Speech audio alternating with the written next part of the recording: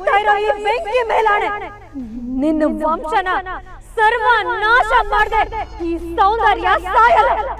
ಸೌಂದರ್ಯ ನಡ್ಕೊಳ್ತಿರೋ ರೀತಿ ಬಗ್ಗೆ, ಅವ್ರ ಹತ್ರ ಇದ್ದಿದ್ದ ಡೈರಿ ಬಗ್ಗೆ ಯಾರ ಹತ್ರ ಮಾತಾಡಲಿ? ಈಗ ಆಗಿರೋ ಸಮಸ್ಯೆ ಬಗ್ಗೆ ಯಾರ ಹತ್ರ ಉತ್ತರ ಸಿಗುತ್ತೆ? ಹೌದು, ಇದ್ರ ಬಗ್ಗೆ ಮಾವನ ಹತ್ರ ಮಾತಾಡೋದೇ ಒಳ್ಳೇದು.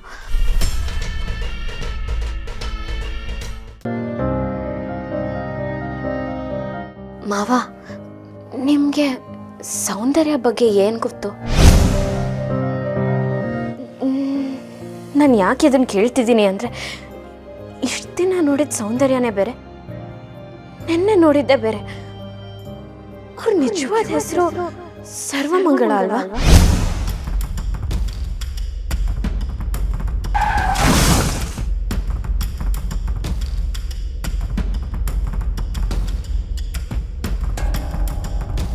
ಇಲ್ಲಿ ನೋಡಿ ಮಾವ, ಡೈರಿ.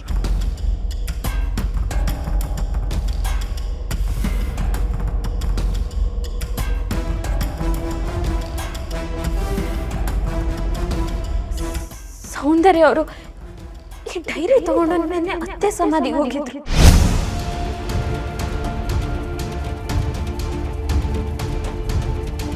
ನಾನು ಸೌಂದರ್ಯನ ಫಾಲೋ ಮಾಡಿದೆ. ಅಲ್ಲಿ ನೋಡಿದ್ರೆ ಅವರು ಅತ್ತೆ ಸಮಾಧಿ ಮುಂದೆ ಈ ಡೈರಿನ ಸುಟ್ಟಾಕಿ ಈ ಮನೆಯವ್ರ ಮೇಲೆ ಎಲ್ಲ ಪ್ರತೀಕಾರ ತಗೊಳ್ತೀನಿ ಅಂತ ಶಪಥ ಮಾಡಿ ಹೊರಟರು. ಆಗ ನಾನು ಓಡ್ ಹೋಗಿ ಈ ಡೈರಿನ ಆರಿಸಿ ತಗೊಂಡು ಬಂದೆ. ಸೌಂದರ್ಯ ನಮ್ಮ ಮನೆಯವ್ರ ಮೇಲೆ ದ್ವೇಷ ಕಾಡ್ತಿರೋ ಸತ್ಯ ನಿಮ್ಗೆ ಗೊತ್ತಾ ಮಾವ?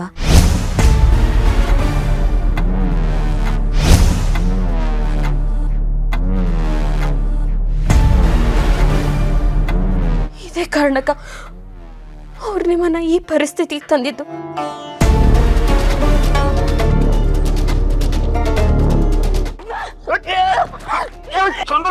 ಏನ್ ಮಾಡ್ತಾ ಇದೀಯ?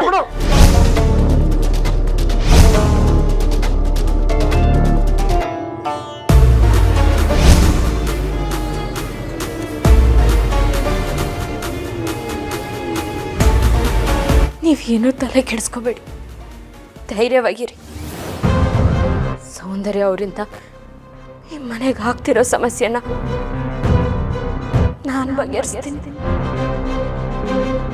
ಅವರಿಂದ ಈ ಮನೇನ, ನಿಮ್ಮೆಲ್ಲರನ್ನ ನಾನು ಕಾಪಾಡ್ತೀನಿ.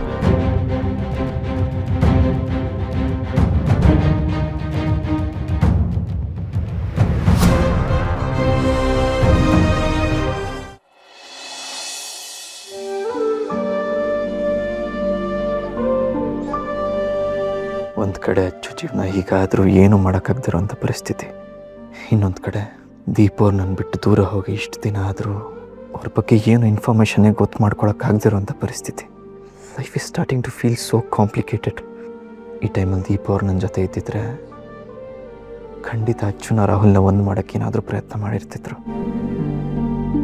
ದೀಪ ಅವರಿಲ್ಲದೆ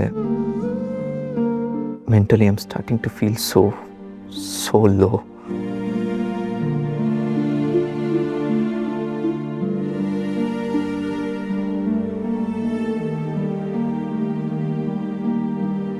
ಚಿರು,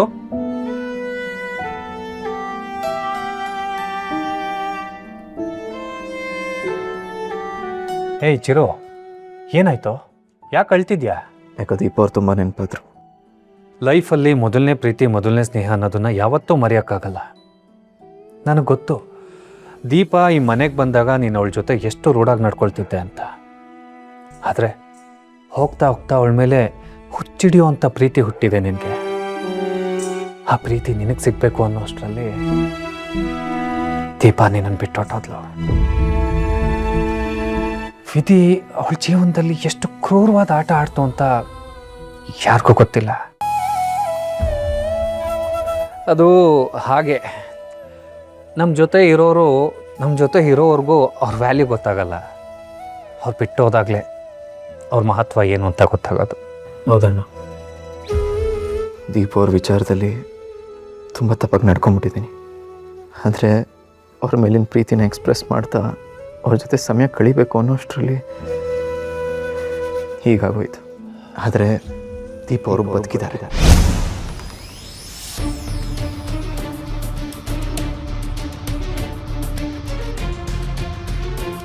ವಾಟ್? ಹೌದು, ಆದರೆ ಅವ್ರ ಬಗ್ಗೆ ಸತ್ಯ ಗೊತ್ತಿರೋದು ಒಬ್ರಿಗೆ ಮಾತ್ರ. ಚಿರು, ಏನು ಹೇಳ್ತಿದ್ಯಾ ನೀನು? ಹೌದು, ನಂದೀಶ್ ಅವ್ರನ್ನ ಮದುವೆ ಆಗಿದ್ದೆ ದೀಪ ಅವ್ರ ಬಗ್ಗೆ ಅವ್ರಿಗೆ ಗೊತ್ತಿರೋ ಸತ್ಯನ ತಿಳ್ಕೊಳ್ಳೋದಕ್ಕೆ. ದೀಪಾಗೆ ಆಗಿರೋ ಗತಿಗೆ ಕಾರಣ ಆಗಿರೋರ್ ಜೊತೆ ಇದ್ರೆ ಮಾತ್ರ ಅವಳನ್ನ ಸೇರೋದ್ ಸಾಧ್ಯ. ನಾನು ನಿಮ್ಮನ್ನು ಇಷ್ಟಪಡದೆ ಆಗ್ತಾರ ಮದುವೆ ಇದು. ಅದಕ್ಕೆ 2 ಗಂಟೆ ಆಗ್ತಾ ಇದ್ದೀನಿ. 3ನೇ ಗಂಟೆ ಬ್ರಹ್ಮ ಗಂಟೆ ನಿದ್ರು ದೀಪ ಅವರು ಮಾತ್ರ.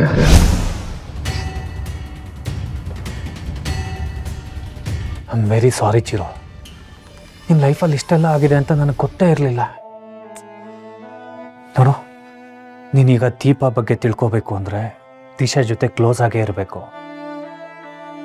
ಬಟ್ ದಿಶಾ ಏನು ಕೆಟ್ಟ ಹುಡುಗಿ ಅಂತ ನನಗೆ ಅನ್ನಿಸ್ತಾನೆ ಇಲ್ಲ.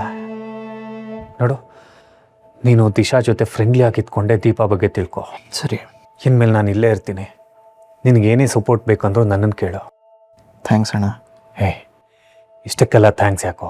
ನನಗೂ ಸೌಂದರ್ಯಂಗೂ ಮಗು ಆಗಬೇಕು ಅಂತ ದೇವಸ್ಥಾನಕ್ಕೆ ಹೋಗಿ ಪೂಜೆ ಮಾಡಿಸ್ಕೊಂಡು ಬಂದಿದ್ರಲ್ಲೇ ಗೊತ್ತಾಗತ್ತೆ ನೀನು ನಮ್ಮನ್ನು ಎಷ್ಟು ಕೇರ್ ಮಾಡ್ತಿದ್ಯಾ ಅಂತ.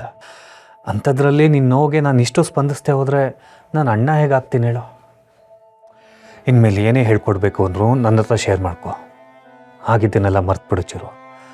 ಮುಂದೆ ಏನಾಗಬೇಕು ಅದನ್ನು ನೋಡು. ಬಾ, ಹೋಗಿ ಕಾಫಿ ಕುಡಿಯೋಣ.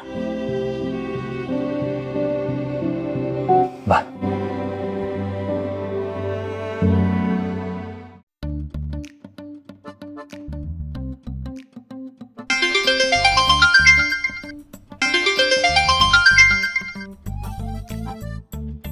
ಏನು ನೀನು ಮಾಡಿರೋ ಕೆಲಸ?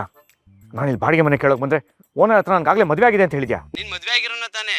ಯಾಕೆ ಇನ್ಸ್ಪೆಕ್ಟರ್ ಆಗಿದ ತಕ್ಷಣ ಸಂಜನ್ ಮಾಡ್ಬಿಟ್ಟಿಯಾ? ಲೇ, ನಾವೀಗಾಗಲೇ ಡಿವೋರ್ಸ್ ತಗೊಳಕ್ಕೆ ಓಡಾಡ್ತಾ ಇದೀವಿ. ಇನ್ನೂ ತಗೊಂಡಿಲ್ವಲ್ಲ, ಇಷ್ಟೆಲ್ಲ ಹೇಳೋಣ. ಅವಳನ್ನ ಯಾಕೆ ಮಾತಾಡ್ತಿದ್ಯಾ? ಅವಳಾಗೆ ಬಂದರೆ ನಾನೇನೋ ಮಾಡಲಿ? ಈ ಮನೆ ಓನರು ಹೆಂಡ್ತಿನ ಕರ್ಕೊಂಬಂದ್ರೆ ಮಾತ್ರ ಮನೆ ಕೊಡೋದು ಅಂತಿದ್ದಾರೆ. ಈ ಮನೆ ಬಿಟ್ಟರೆ ಇಲ್ಲೆಲ್ಲೂ ಮನೆ ಸಿಗ್ತಿಲ್ಲ. ಮನೆ ಸಿಗಲಿಲ್ಲ ಅಂದರೆ ನಾನು ವಹಿಸ್ಕೊಳ್ಳೋ ಕೆಲಸ ಹೇಗೆ ಮಾಡಲಿ? ಅದಕ್ಕೆ ನಿನಗೆ ಮದುವೆ ಆಗಿದೆ ಅಂತ ಹೇಳಿರೋದು. ನಾವು ಜೊತೆಗಿಲ್ದಿರೋನ ಎಲ್ಲಿಂದ ಕರ್ಕೊಂಬರಲ್ಲ? ನಿಮ್ಮ ಅಪ್ಪ ಅಮ್ಮಂಗೆ ಗೊತ್ತಾಗ್ದಿರಂಗೆ ಸಂಜನ ಕರ್ಸ್ಕೊಳಪ್ಪ.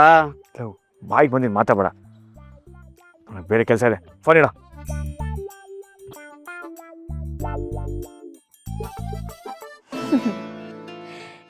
ಏನೋ ಬೆಳಿಗ್ಗೆನೆ ಕುಡ್ದಿದ್ಯಾ? ಇಲ್ವಲ್ಲ. ಇಷ್ಟೊಂದು ಸ್ಮೆಲ್ ಬರ್ತಿದೆ. ಅದ್ರಾದ್ರೆ ಕುಡ್ದಿರೋದು. ನೀನ್ ಕುಡಿಯೋ ಡ್ರಿಂಕ್ಸ್ ಅಷ್ಟೊಂದು ಸ್ಟ್ರಾಂಗ್ ಆಗಿರುತ್ತಾ? ಹೌದು, ನಾನು ಅದಕ್ಕೆ ಸ್ಟ್ರಾಂಗ್ ಆಗಿರೋದು. ಆದ್ರೆ ನಾನ್ ಮಾತ್ರ ವೀಕ್ ಆಗಿದ್ದೀನಿ. ಯಾಕೆ? ಹೇಳ್ದೆ ಕೇಳ್ದೆ ನರಸಿಂಹನ್ನ ಅದ್ಯಾವುದೋ ಬೇರೆ ಊರಿಗೆ ಸ್ಪೆಷಲ್ ಡ್ಯೂಟಿಗಂತ ಹಾಕಿದಾರಲ್ಲ, ಅದಕ್ಕೆ.